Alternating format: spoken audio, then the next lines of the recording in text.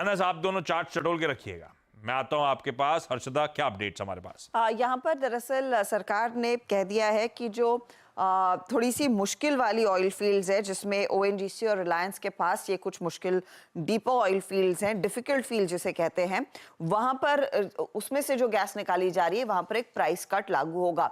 अब तक regular oil fields के प्राइस कट्स हमने सुने थे, लेकिन इन मुश्किल फील्ड्स पर भी अब प्राइस कट लागू होता हुआ दिखाई देगा।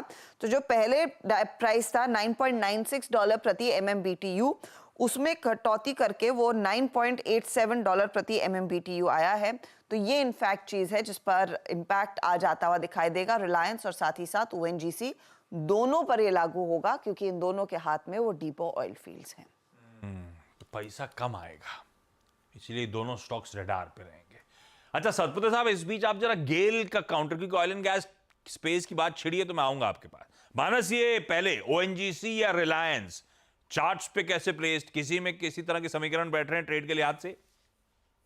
देखिए, दोनों के चार्ट्स अच्छे लगते हैं। रिलायंस में भी रिलायंस अपने ऑल टाइम हाई के आसपास ट्रेड कर रहा है। वहां पर प्रॉफिट बुकिंग पिछले लास्ट सेशन में देखने को मिली थी, लेकिन ट्रेंड बहुत पॉजिटिव है। तो अगर कोई गिरावट मिले तो आई थिंक ये बहुत बढ़िया बाइंग अपॉर्चुनिटी होगी। 29 के स्टॉप लॉस से रिलायंस में आप गिरावट पे खरीदारी कर सकते हैं। कम से कम 3100 रुपए तक के टारगेट आपको देखने को मिल सकते हैं बहुत ही जल्द रिलायंस इंडस्ट्री।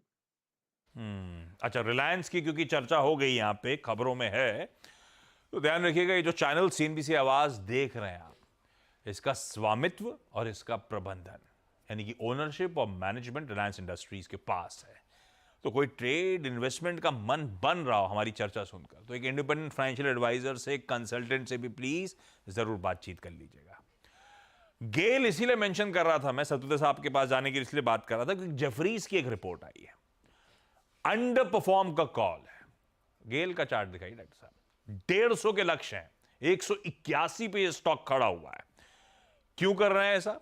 वो कह रहे हैं पीएनजीआरबी, यानी कि इनका जो रेगुलेटर है, उसने यूनिफाइड टैरिफ्स नोटिफाई करी अप्रैल और मई के लिए, जहां पे टैरिफ्स अनचेंज छोड़ दिए, बदलाव ही नहीं करा, बढ़ाई ही नहीं।